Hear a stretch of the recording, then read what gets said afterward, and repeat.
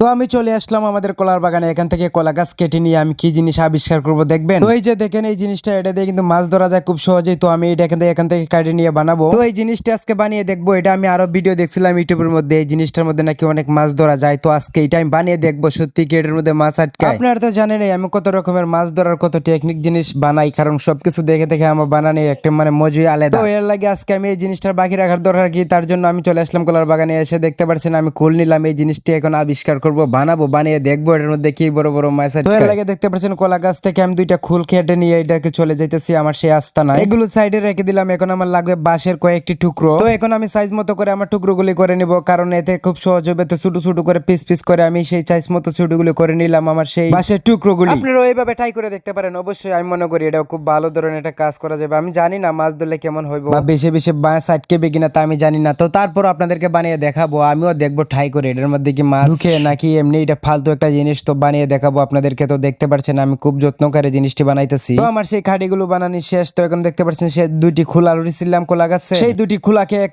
জোর করে একের মধ্যে একটি ডিব্বা আছে, একটা ছোট মোটো, এই ডিব্বাটি এখন কেটে আমি এটাকে দুই ফাল্টা করে নিব, কারণ এটা মুখের মধ্যে না দিলে কিন্তু এটা শক্ত হবে না। তো আপনারা তো দেখতে পাচ্ছেন আমি কি কি কাজগুলো করতেছি। অবশ্যই আপনারা ভালো করে দেখবেন, পুরো ভিডিওটা দেখলে আপনারা এরকম বানিয়ে নিতে পারবেন। খাল বিল নদী নালা থেকে মাছ ধরবেন, কিছু লাগে না ভাই, কয়েকটা খাড়ি লাগে এইরকম একটু তার দিয়ে এটাকে বান দিলেই চলবে। আর কয়েকটা কলা গাছের কুল, এইটুকুই, বেশি কিছু লাগবে না। তো দেখতে পাচ্ছেন আমি কি কি দিতেছি এর মধ্যে। যে বাড়িটি কাটছিলাম সেই ইটের এক মাথার মধ্যে ঢুকিয়ে এটাকে ভালোভাবে বান দিয়ে, এখন অন্য পাশ দিয়ে আরেকটি টুকরা রয়েছিল, সেই টুকরাটিকেও ভালোভাবে ছিদ্র করে দেখতে পাচ্ছেন দুই দিকে বান দিয়ে দিলাম। মাঝখানে দুইটা বান দেওয়া লাগবে, তো আমি মধ্যখানে দুইটা বান দিয়ে দিতেছি, কারণ কোনো দিকে যেন মাছ পালিয়ে যেতে না পারে, কারণ কত বিশাল বিশাল মাছ আটকে এটার ভিতরে। তার জন্য আমি ভালো করে এটাকে বান দিয়ে দিলাম, দেখতেই পাচ্ছেন। তো আমার কাজ শেষ হয়ে গেল। আপনারা অবশ্যই আমাকে সাপোর্ট করেন, তার জন্য আমি ভালো ভালো ভিডিও বানাই। আপনারা সাপোর্ট, অবশ্যই আপনারা সুন্দর সুন্দর কমেন্ট করে যাবেন, আপনাদের কমেন্টে রিপ্লাই দেওয়ার চেষ্টা করবো। ধন্যবাদ সবাইকে। তো দেখেন আমার কাজগুলো আমি কিভাবে এটা করি। তো যে কাঠিগুলো বানাইছিলাম একটি একটি করে কাঠি কিন্তু এটার ভিতরে ভাবে একটু হালকা তেরা করে ঢুকিয়ে দিব সবগুলো। তো আপনারা দেখতেই পারছেন আমি কিভাবে ঢুকিয়ে দিতেছি। এটাকে অনেক সময় লাগছে, তার জন্য আমি ভিডিওটা স্পিড করে নিতেছি, কারণ এতে একবার দেখলেই হয়ে যায়। আমি এটা বারবার দেখার কিছু নাই। এইভাবে আপনারা শুধু